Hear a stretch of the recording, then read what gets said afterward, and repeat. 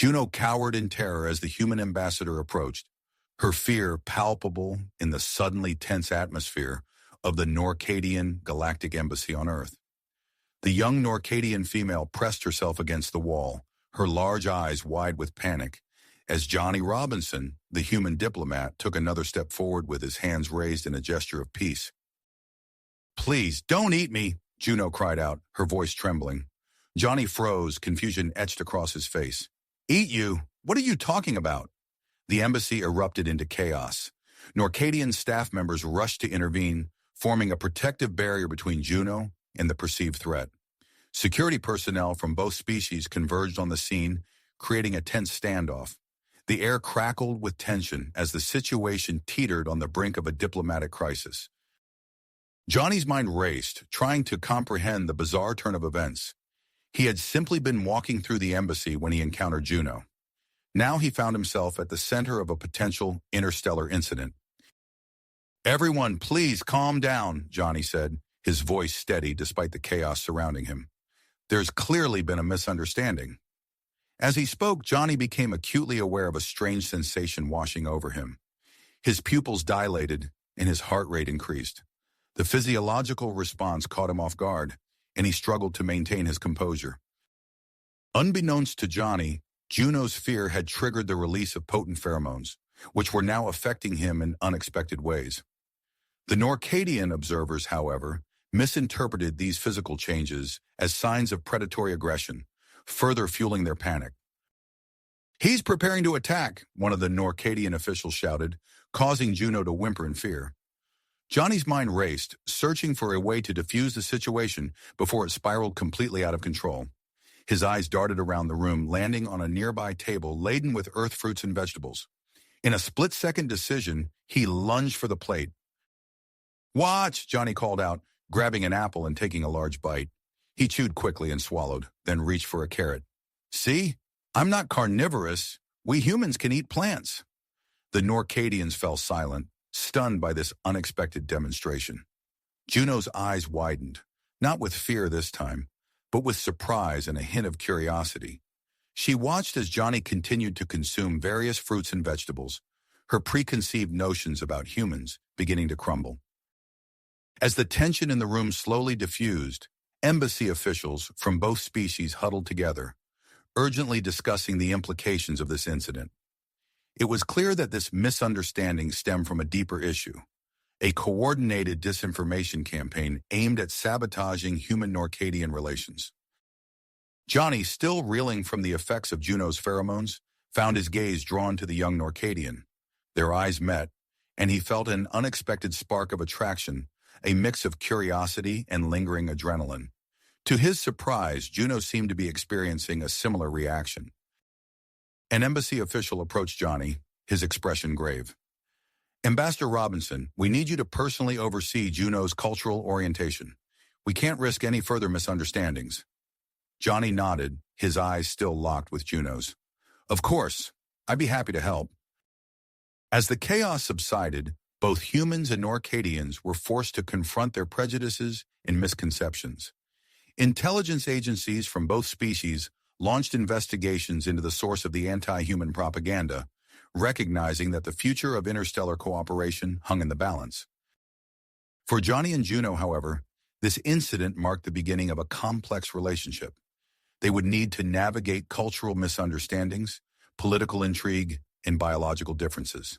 But as they stood there in the embassy, surrounded by the aftermath of their bizarre first encounter, both felt an undeniable pull towards each other, a pull that promised to change their lives and possibly the course of human-Norcadian relations forever. In the days following the chaotic embassy incident, Johnny Robinson found himself thrust into a new role, overseeing Juno's cultural orientation program. As they began spending more time together, the initial fear and misunderstanding between them gradually melted away, replaced by a growing sense of curiosity and connection. Their first outing took them to the National Botanical Gardens, a sprawling complex showcasing Earth's diverse plant life. As they walked through the lush greenhouses, Juno's eyes widened with wonder, her earlier trepidation forgotten. "This reminds me of the luminous groves back home," she said, reaching out to touch a vibrant orchid. We have similar flowers on Norcadia, but the colors here are so intense. Johnny watched her, fascinated by her reaction. Really? I'd love to hear more about Norcadian plant life. What makes the luminous groves special? As Juno described the bioluminescent flora of her homeworld, Johnny found himself drawn in by her enthusiasm. They spent hours wandering through the gardens, comparing Earth plants to their Norcadian counterparts. Their shared interest in botany became a bridge, spanning the vast distance between their worlds. Over the next few weeks, Johnny introduced Juno to a wide array of human foods, eager to dispel any lingering fears about human dietary habits. They sampled cuisines from around the globe, with Juno approaching each new dish with a mix of caution and excitement. One evening, Johnny invited Juno to his apartment for a private dinner. He had carefully prepared a selection of dishes, hoping to impress her with his culinary skills. As they sat down to eat, Johnny couldn't help but notice how the soft lighting accentuated the delicate features of Juno's face. "I hope you like it," he said, gesturing to the spread before them. "I tried to include a variety of flavors." Juno smiled, her large eyes sparkling with anticipation. "It all looks wonderful, Johnny. Thank you for going to such trouble." As they ate and talked, the atmosphere grew increasingly relaxed. Johnny found himself laughing at Juno's observations about human customs, while she listened intently to his explanations of Earth's history and culture. Midway through the meal, Juno took a bite of a dish Johnny had prepared with a dash of hot sauce. Almost immediately, her eyes widened, and she let out a small gasp. "Are you all right?" Johnny asked, concern evident in his voice. Before Juno could respond, her skin began to emit a soft, pulsating glow.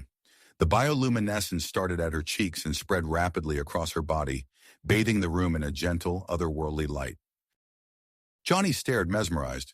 "Juno, you're glowing. It's beautiful." Juno looked down at her hands, equally surprised by the reaction. I've never experienced anything like this before," she said, her voice a mix of wonder and confusion. Drawn by the ethereal sight before him, Johnny found himself moving closer to Juno. Their eyes met, and in that moment, the last vestiges of hesitation between them vanished. Johnny leaned in, and their lips met in a tender, exploratory kiss. As they pulled apart, both slightly breathless, Juno's glow intensified. Johnny reached out, gently tracing the luminescent patterns on her skin. The intimate moment marked a turning point in their relationship, a bridge crossed from which there was no return. However, their newfound closeness did not go unnoticed. The following day, Johnny was called into a meeting with his superiors at the embassy. The atmosphere was tense as he entered the conference room. "Ambassador Robinson," began the lead official, her tone stern, "we've received reports of your intimate interactions with the Norcadian delegate, Juno. Given the sensitive nature of our current relations, we've decided to place you under surveillance for the time being." Johnny felt a chill run down his spine. "Surveillance? But I haven't done anything wrong. I'm simply carrying out my duties and overseeing Juno's cultural orientation." The official's expression remained impassive. "This is a precautionary measure, Ambassador. We have reason to believe there may be a leak within the embassy, and your close contact with Juno makes you a person of interest." Meanwhile, on the Norcadian side, similar concerns were being raised. Juno found herself assigned a chaperone, a stern-faced woman named Zara, who was tasked with accompanying her at all times. "This is for your own protection," Zara explained, though her tone suggested she believed otherwise. "We cannot risk any further misunderstandings with the humans." Despite these new obstacles, Johnny and Juno continued to seek out moments together, their growing attraction impossible to ignore. During their official meetings, they maintained a professional demeanor, but their shared glances and subtle touches spoke volumes. Unbeknownst to the couple, their relationship had caught the attention of Dr. Marcus Stern, a xenobiologist with ambitions that extended far beyond his laboratory. Upon hearing whispers of Juno's unique reaction to Earth foods, Stern saw an opportunity to advance his career and reshape interspecies relations. Late one night, Stern pored over his research notes, his eyes gleaming with excitement. If I could just get a sample of her DNA, he muttered to himself, I could unlock the secrets of Norcadian biology. The implications could be enormous. As Johnny and Juno navigated the complexities of their budding romance, they remained unaware of the forces aligning against them. The surveillance, the chaperone, and Stern's secret plans were just the beginning of the challenges they would face. One evening, as they managed to steal a moment alone in the embassy gardens, Johnny took Juno's hand in his. I know this isn't easy, he said softly, but I want you to know that you're worth it. Whatever comes our way, we'll face it together. Juno's skin shimmered faintly in response to his touch, a visible manifestation of her emotions. I feel the same, Johnny. When I'm with you, I see possibilities I never imagined before.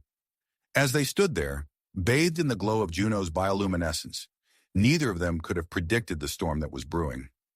Their relationship, born from a misunderstanding and nurtured through cultural exchange, was about to become the focal point of a controversy that would shake the foundations of human Norcadian relations. Relations. As they stood there in the embassy gardens, neither could have predicted the storm that was about to engulf them. In the days that followed, Johnny and Juno's relationship deepened, but with it came unexpected complications. During a quiet evening together in Johnny's apartment, their tender embrace triggered an alarming reaction in Juno. Her skin began to pulse with an intense bioluminescent glow, far brighter than before. Johnny, Juno gasped from pulling away. Something's wrong. As she spoke, a wave of dizziness washed over Johnny. He stumbled, catching himself on the edge of the sofa. The room seemed to spin, and his heart raced uncontrollably. I feel strange, he managed, his voice thick and unfocused. Juno's eyes widened in horror as she realized what was happening. Her body was emitting a powerful pheromone, affecting Johnny in ways neither of them had anticipated. She quickly retreated to the other side of the room, watching helplessly as Johnny's behavior became increasingly erratic. We need help, Juno said, her voice trembling. She reached for her communicator, her fingers shaking as she dialed Dr. Elena Rodriguez, a xenobiologist she had met during her cultural orientation. Dr. Rodriguez arrived within the hour, her face etched with concern as she took in the scene. She immediately set to work, running tests on both Johnny and Juno. This is fascinating, Dr. Rodriguez murmured, studying the results. It seems that prolonged physical contact triggers a potent pheromone response in Juno's biology. The effect on humans is significant. Johnny, now recovered from the initial shock, ran a hand through his hair. What does this mean for us, Doctor? Dr. Rodriguez's expression turned grave. For now, I'm afraid you'll need to limit your physical contact. I can study this further, but I must warn you. My research could attract unwanted attention. As they left Dr. Rodriguez's lab, Johnny and Juno exchanged pained glances. Their relationship, already complicated by cultural differences and political pressures, now faced a biological hurdle that seemed insurmountable. Unbeknownst to them, their private struggle was about to become very public. In the shadows of the Norcadian embassy, Dr. Marcus Stern hunched over a computer screen, his eyes gleaming with triumph. The hidden camera he had planted in Juno's quarters through a corrupt security guard had captured everything. This is it, Stern whispered, watching the footage of Juno's bioluminescent reaction. The key to unlocking Norcadian biology. But Stern wasn't the only one with eyes on the couple. Zara, Juno's Norcadian chaperone, had been observing their interactions with growing suspicion. She paced her office, torn between duty and the genuine affection she had begun to feel for Juno. Finally, she made her decision. Zara composed a report detailing her concerns about the human-Norcadian relationship and sent it to her superiors. Within hours, the embassy was buzzing with activity as an official investigation was launched. Johnny received the news with a sinking heart. He was called into a meeting with the Human Diplomatic Corps, where he faced a barrage of questions about his relationship with Juno. Ambassador Robinson, the lead official said, her voice cool, you understand the delicate nature of our relations with the Norcadians. Your personal involvement with Delegate Juno has raised serious concerns. Johnny straightened his back, meeting the official's gaze. I assure you, My relationship with Juno has only deepened my understanding and respect for Norcadian culture. But his words fell on deaf ears. New restrictions were imposed, limiting Johnny and Juno's interactions to strictly supervised settings. The couple found themselves under constant surveillance, their every move scrutinized. One evening, desperate for a moment alone, Johnny and Juno slipped away to a secluded corner of the embassy gardens. As they talked in hushed voices, a commotion from the nearby research wing caught their attention. "That's Dr. Rodriguez's lab," Johnny said, alarm clear in his voice. They rushed toward the sound, arriving just in time to see two shadowy figures attempting to break into the lab. Without hesitation, Johnny and Juno sprang into action. Johnny tackled one of the intruders, while Juno used her superior strength to subdue the other. As embassy security swarmed the area, Johnny and Juno exchanged a look of grim understanding. Their relationship had just been thrust into the spotlight in the most dramatic way possible. The incident sparked a diplomatic firestorm. The Norcadian ambassador, Zendra, called for an emergency meeting with Earth's diplomatic corps. Johnny found himself at the center of the storm, called to testify about his relationship with Juno. As he prepared for the meeting, a message arrived from Dr. Stern, offering to help manage the situation. Johnny's instincts screamed caution, but with options running out, he reluctantly agreed to meet with the xenobiologist. Meanwhile, Juno sat alone in her quarters, her skin pulsing faintly with distress. She turned to Zara, who had been watching her with a mix of concern and curiosity.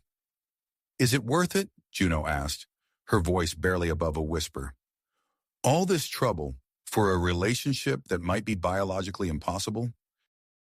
Zara sat beside her, surprising Juno with a comforting touch.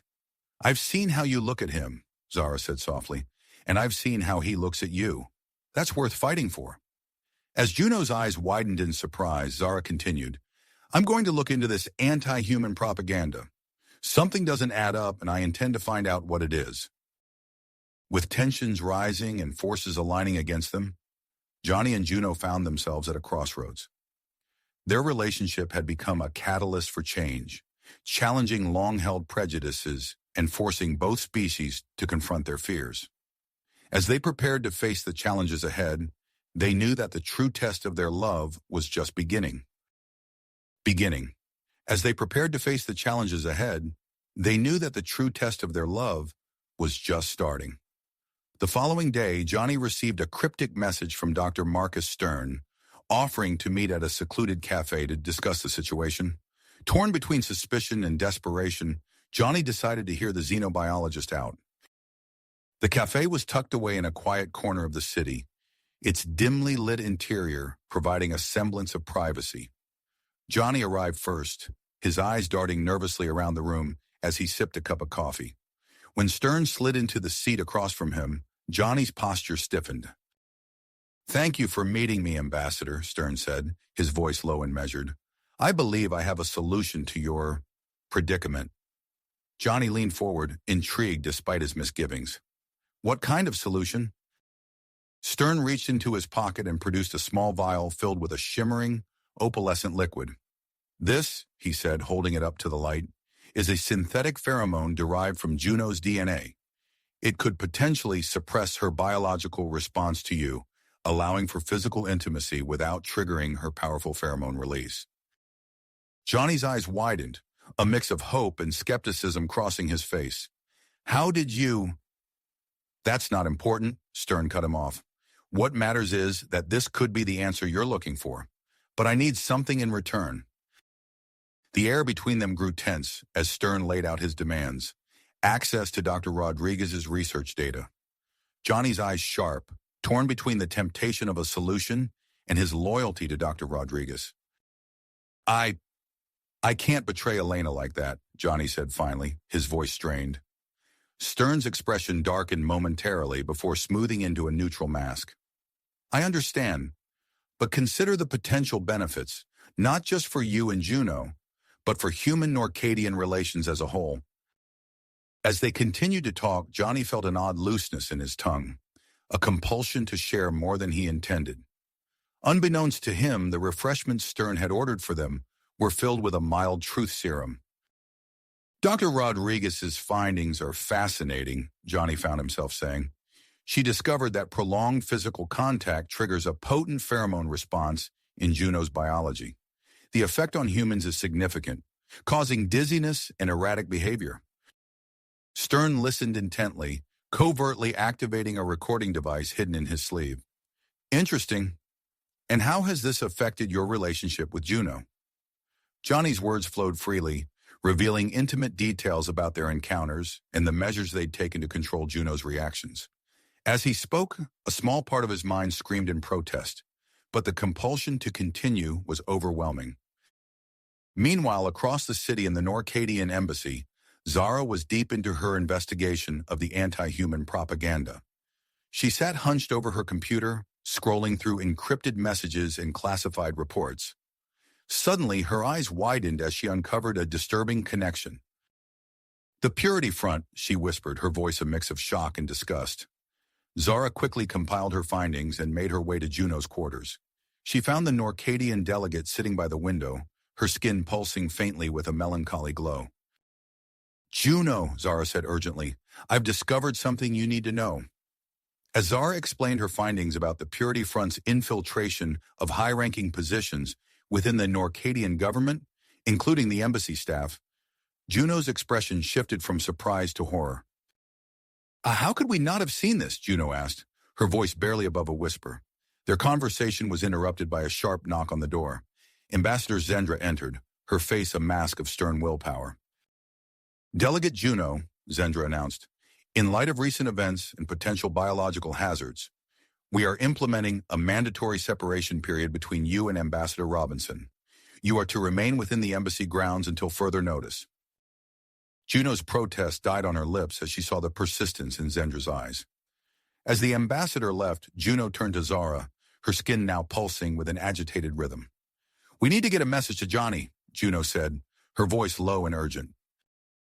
Outside the Norcadian embassy, the streets were tense with growing unrest. Human extremist groups had begun staging protests, their angry chants echoing through the air. Johnny, making his way back from the cafe, found himself surrounded by a hostile crowd. "Traitor!" someone shouted, and others took up the cry.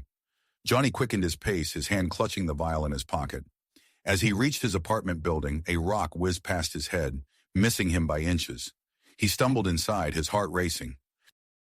Once in the safety of his apartment, Johnny pulled out his secure communicator, his fingers shaking as he dialed Dr. Rodriguez.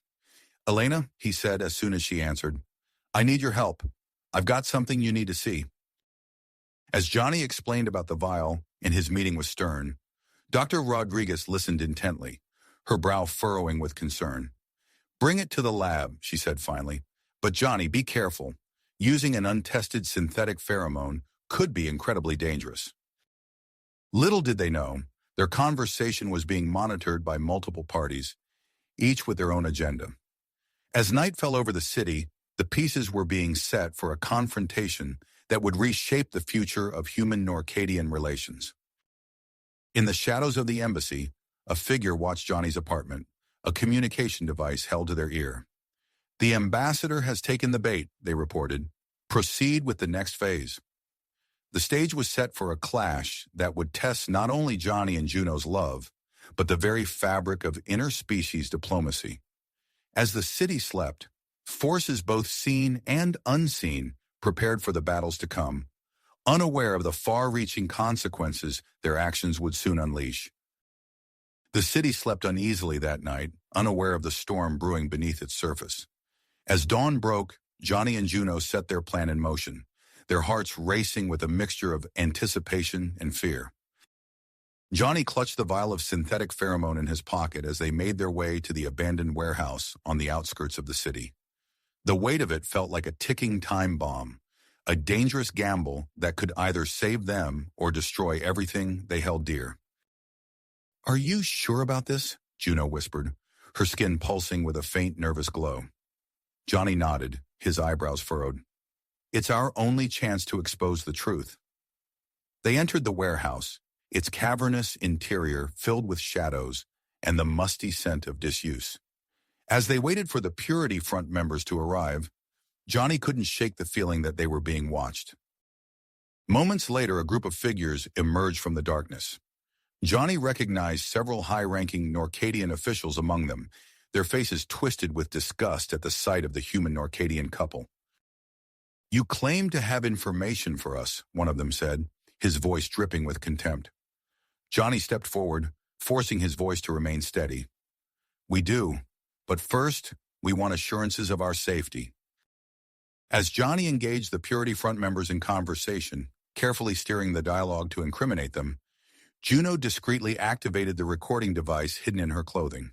The tension in the air was palpable, every word a delicate dance on the edge of a knife. Suddenly, the warehouse door burst open with a resounding crash. Dr. Stern stormed in, his eyes wild with a mixture of triumph and desperation. "It's a trap," he shouted, pointing accusingly at Johnny and Juno. "They're here to expose us." Chaos erupted in an instant. The Purity Front members lunged forward, their faces contorted with rage. Johnny reacted on instinct, his body moving with a fluidity he didn't know he possessed. He ducked under a swinging fist, using his smaller size to his advantage as he weaved between attackers. Juno's Norcadian strength came to the fore as she grappled with two assailants at once. Her skin blazed with a fierce, pulsing light that momentarily disoriented her opponents. But as she twisted to avoid a blow, an energy weapon discharged, the searing blast grazing her side. In the midst of the fray, Johnny felt the vial in his pocket shatter. The air filled with a shimmering mist, the synthetic pheromone spreading rapidly throughout the warehouse. The effect was immediate and overwhelming. Humans and Norcadians alike stumbled, their movements becoming erratic. Johnny felt a wave of dizziness wash over him, his vision blurring at the edges. He fought against the rising tide of desire that threatened to consume him, forcing himself to focus on Juno. She stood a few feet away, her eyes wide and unfocused, her skin pulsing with an intensity he had never seen before. "Johnny," she gasped, her voice thick with an emotion that made his heart race. With tremendous effort, Johnny grabbed Juno's hand and pulled her towards the exit. The warehouse had become a scene of utter confusion, with friend and foe alike stumbling about in a pheromone-induced haze. As they burst out into the cool night air, a vehicle screeched to a halt in front of them. The door flew open, revealing Zara at the wheel. "Get in!" she shouted, her usual composure replaced by urgent concern. Johnny helped Juno into the back seat, noticing with alarm the angry red wound on her side. As Zara sped away from the warehouse, Johnny cradled Juno in his arms, trying to ignore the electric current that seemed to pass between them with every touch. "We need to get her to Dr. Rodriguez," Johnny said, his voice strained. Zara nodded, her eyes flicking to the rear-view mirror. "I know a place. Hold on." The city blurred past as Zara navigated through back streets and alleyways. Johnny focused on applying pressure to Juno's wound, but he couldn't escape the growing intensity of their connection. Every breath, every subtle movement sent shockwaves through his system. Juno's eyes met his, filled with a mixture of pain and longing. "Johnny," she whispered, her hand reaching up to caress his face.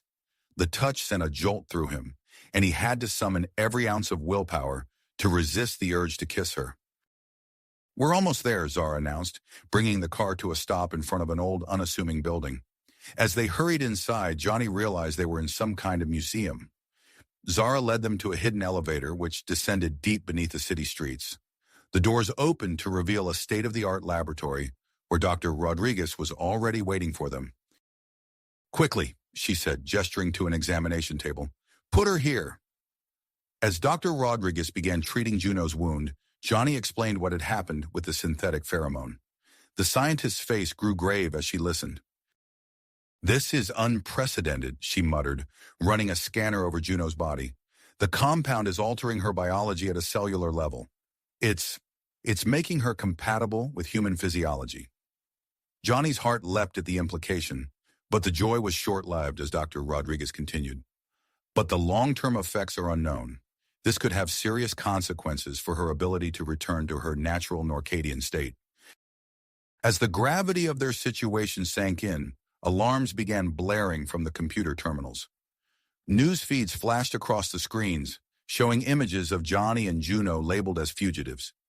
Ambassador Zendra's face appeared, her expression a mask of regret as she announced the official manhunt for the couple. In the midst of this chaos, Johnny and Juno's eyes met once again. The synthetic pheromones still coursed through their systems, intensifying their connection to an almost unbearable degree. They stood on the precipice of a decision that would alter not only their lives, but the future of human-Norcadian relations. As Dr. Rodriguez worked to stabilize Juno's condition and counteract the pheromones' effects, Johnny began formulating a plan. They had the evidence they needed to expose the Purity Front and the disinformation campaign. Now they just needed to find a way to broadcast it to both human and Norcadian populations. With the world closing in around them and their very biology in flux, Johnny and Juno prepared to take their stand. The path ahead was fraught with danger, but as they looked at each other, they knew that whatever came next, they would face it together. They would face it together. As they shared a determined look, Dr. Rodriguez's voice cut through their moment of connection. "We have a problem," she said, her eyes fixed on a monitor displaying Juno's vital signs. "The synthetic pheromone is causing unexpected changes in Juno's physiology." As if on cue, Juno's skin began to emit a soft, pulsating glow. Johnny watched in amazement as the light intensified, casting a faint blue hue across the lab. "What's happening to me?" Juno asked, her voice tinged with worry. Dr. Rodriguez shook her head, her brow furrowed in concentration. "The compound is altering your bioluminescent properties. It's making you brighter."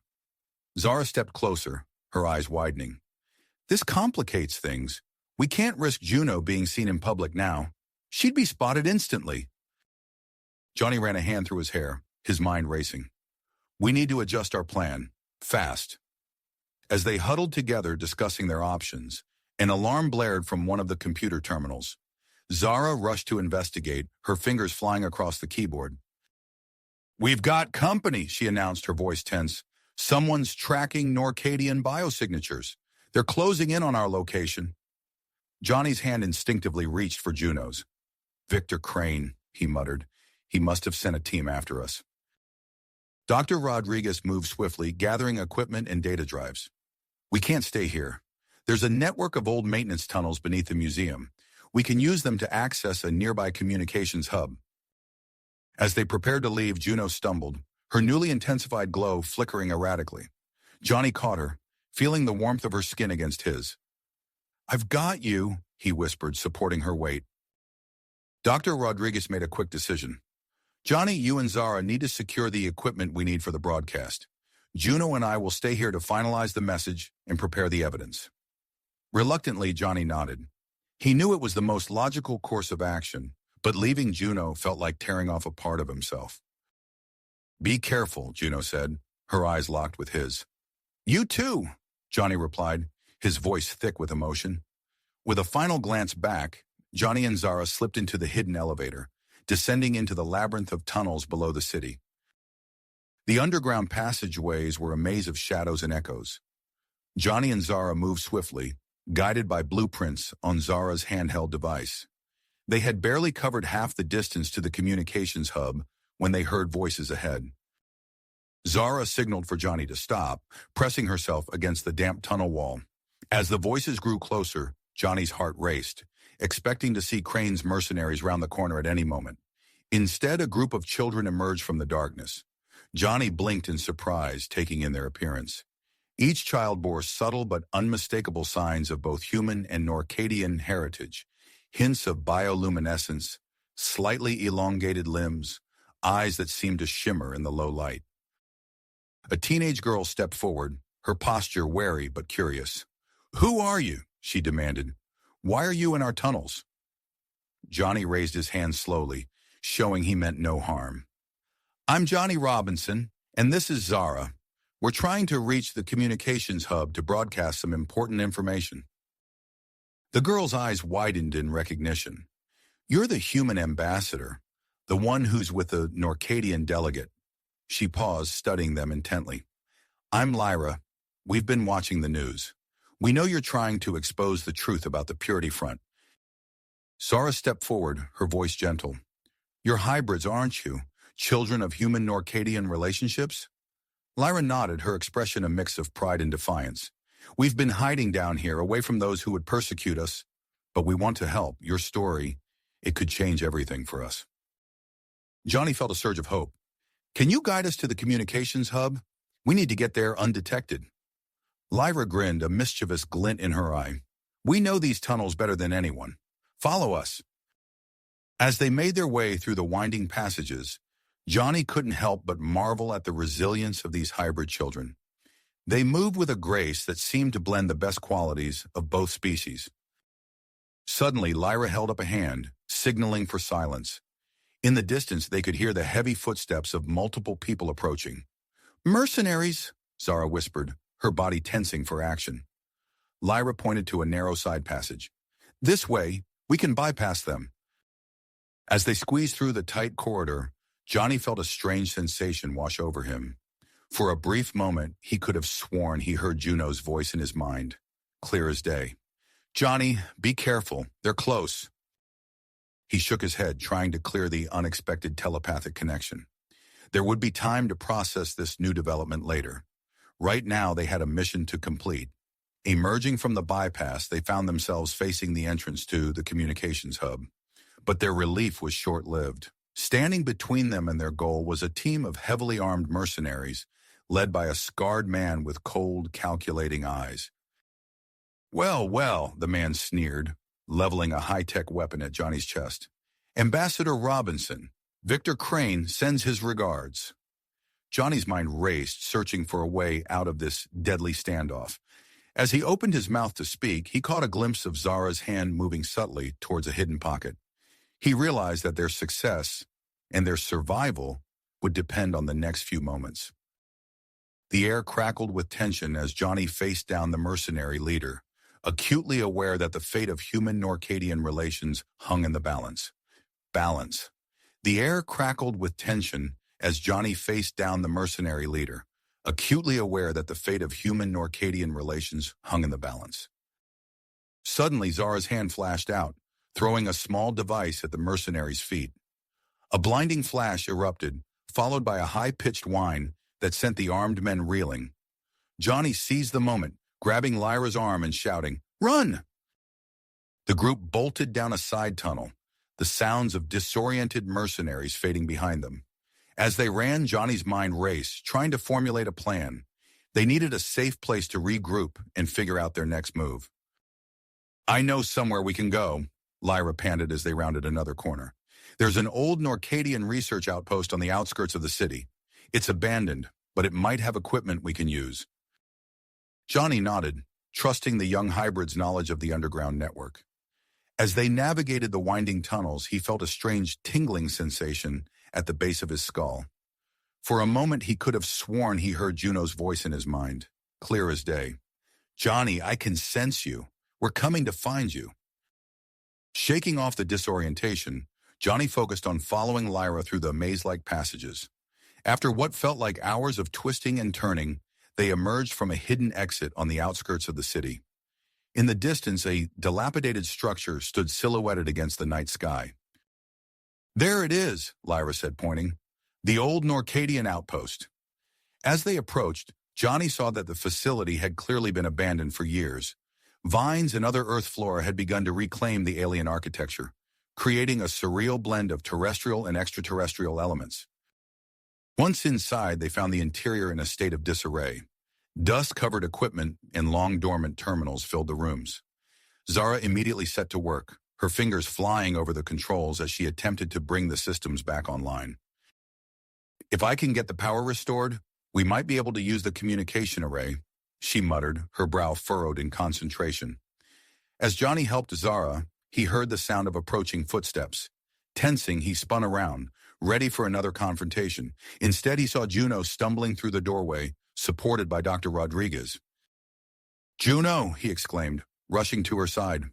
As he drew closer, he gasped in shock.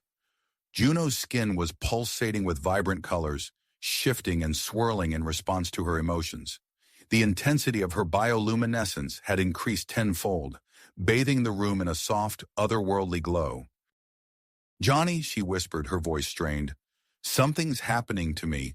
I can feel everything. Dr. Rodriguez's face was grim as she helped Juno to a nearby examination table. The synthetic pheromone is causing unprecedented changes in her physiology. Her DNA is reconfiguring itself, integrating human genetic markers at a rate I've never seen before.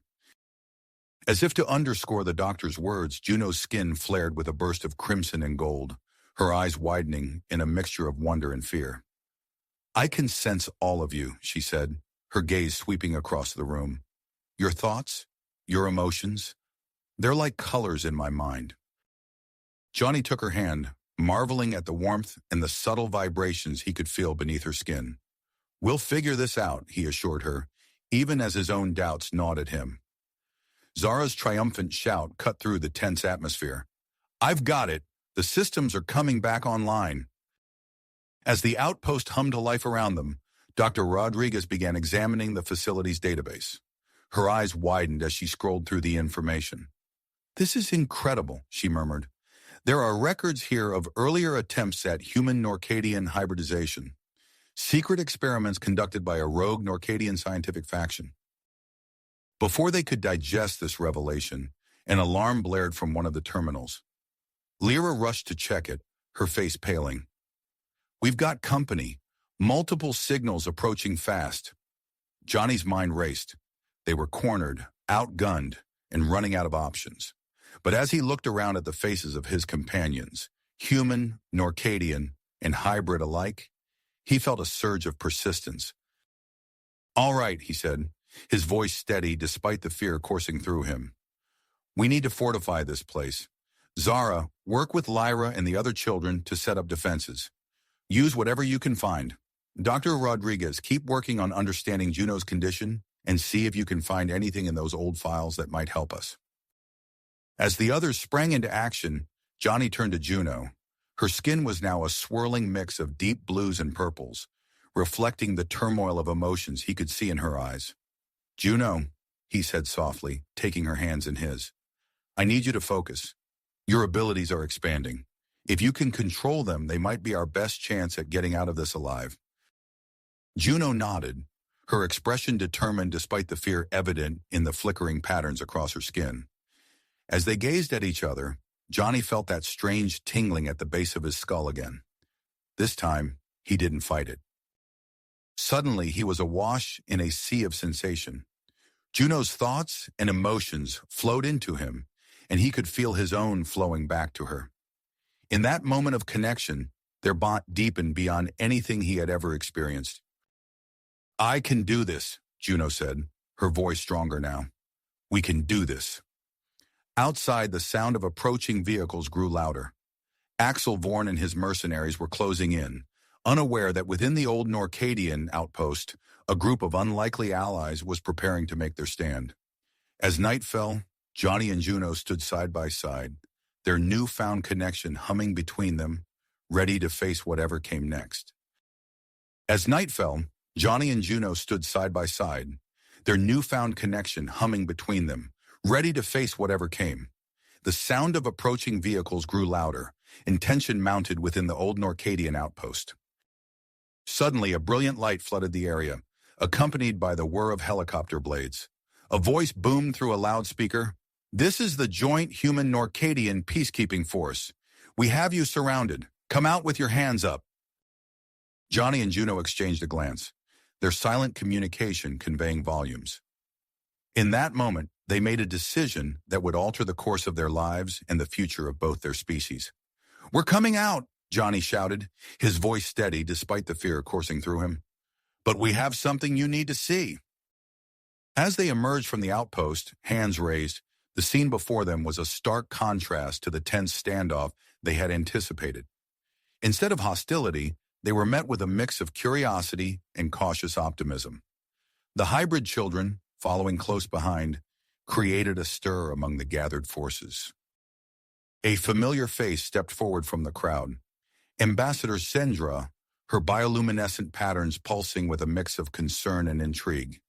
Beside her stood several high-ranking human officials, their expressions a blend of confusion and fascination. "Ambassador Robinson," Zendra addressed Johnny, her voice carrying a note of surprise. "We received your broadcast. I think it's time we had a serious discussion." Within minutes, a makeshift conference room was assembled inside the outpost. Johnny and Juno, along with Dr. Rodriguez and the others, presented their evidence against Victor Crane's organization. They explained the full extent of their journey, from the initial misunderstanding at the embassy to the discovery of the hybrid children and Juno's transformation. As Juno spoke, her skin shimmered with a kaleidoscope of colors, drawing gasps from the assembled officials. Dr. Rodriguez stepped forward, explaining the unprecedented changes in Juno's physiology. The synthetic pheromone has caused a rapid integration of human genetic markers, she explained. Juno's DNA is reconfiguring itself in ways we've never seen before. Ambassador Zendra's eyes widened as she processed this information. This is extraordinary, she murmured, but also potentially dangerous. We need to stabilize her condition. At that moment, Dr. Stern, who had been quietly observing from the sidelines, stepped forward. I may have a solution, he said, his voice hesitant but determined. I've been working on a prototype device that could potentially stabilize cross-species genetic integration. Johnny's eyes narrowed with suspicion. And why should we trust you? He demanded. Dr. Stern met his gaze steadily. Because I realize now that I was wrong. What's happening here? It's bigger than any of us. It's the future of both our species. A tense silence fell over the room as Johnny and Juno considered their options. Through their newfound telepathic bond, they shared an intense moment of silent communication. Finally, Johnny spoke. We'll agree to use your device, Dr. Stern, he said firmly, but only under certain conditions. Dr. Rodriguez will supervise the entire process, and everything will be done with full transparency to both human and Norcadian authorities. Dr. Stern nodded, relief evident on his face. Agreed. As Dr. Stern activated the device, a soft, pulsating light enveloped Juno's body. The assembled group watched in awe as her transformation stabilized. When the light faded, Juno stood before them, her appearance a unique blend of human and Norcadian features. Her skin retained a subtle iridescence, changing hues with her emotions, while her physiology settled into a balance between the two species. Ambassador Zendra stepped forward, her expression one of wonder and willpower. What we've witnessed here today changes everything, she declared. I hereby announce the formation of a joint human-Norcadian task force to dismantle Crane's remaining network and usher in a new era of cooperation between our species. As news of these events began to spread, the atmosphere in the room shifted. What had started as a tense confrontation had transformed into the beginnings of a historic collaboration. Johnny and Juno found themselves at the center of it all, their unique bond serving as a bridge between two worlds that had once seemed impossibly far apart. Outside the outpost, the first rays of dawn broke over the horizon, casting a warm glow over the assembled humans and Norcadians. As Johnny looked out at the new day, he realized that their journey was nowhere near the end. In fact, it was just beginning. You have reached the end of the story. If you enjoyed this story and want to support us, please leave a like and subscribe to our channel. And for every comment that says 88, I will heart every single one of them. Thank you for your time.